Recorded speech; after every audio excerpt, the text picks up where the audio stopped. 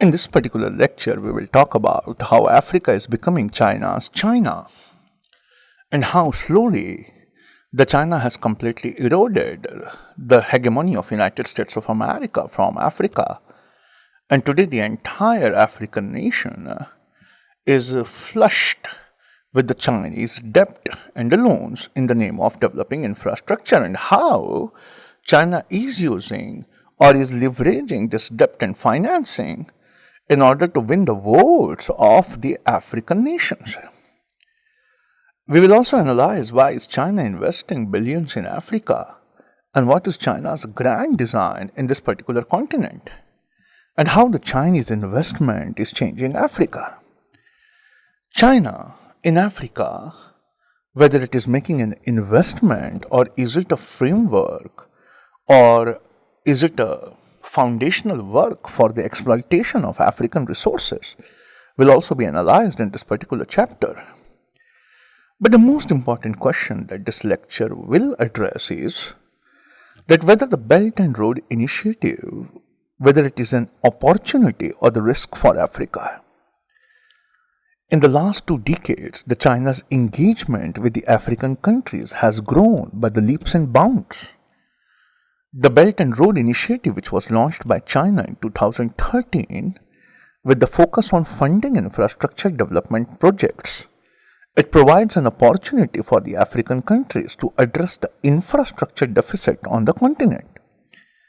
African leaders have in turn prioritized infrastructure development as the main pillar underpinning national as well as regional development.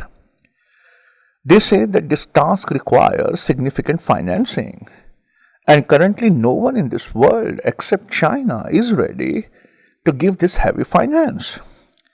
President Donald Trump is known for his transactional mindset, and he has initiated a trade war with everyone and has completely eroded the generalized system of preferences.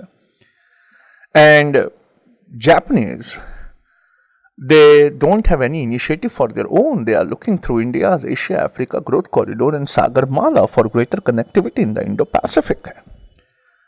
The Russians, because of the heavy sanctions in the wake of the Ukrainian crisis, they can also not provide any significant financing. So this leaves only China. And Chinese support of financing is desperately required by the infrastructure-hungry African continent. However, it also leaves these countries open to the risk of unsustainable debt and mounting dependence on China. The Belt and Road Initiative, whether it is a risk or whether it is an opportunity for the African continent, is the subject matter of this particular lecture. And China is underwriting billions of dollars of investment in infrastructure projects to connect China with the rest of the world on the lines of the ancient Silk Road. It is a very ambitious project straddling 68 to 70 countries in Asia, Africa, Europe, and Latin America. And this One Belt, One Road and its maritime counterpart called as Maritime Silk Road encompasses investment in infrastructure projects in various fields such as construction, power, transport, communication, and energy. And in all these particular fields, China has a great surplus. So while creating this particular One Belt, One Road, will China dump its excess or surplus capacity in these countries has to be seen.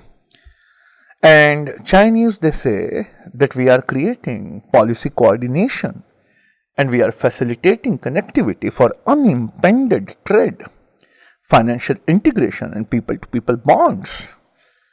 Whether this is true or whether Africa will end as a colony of China is the subject matter of this particular lecture.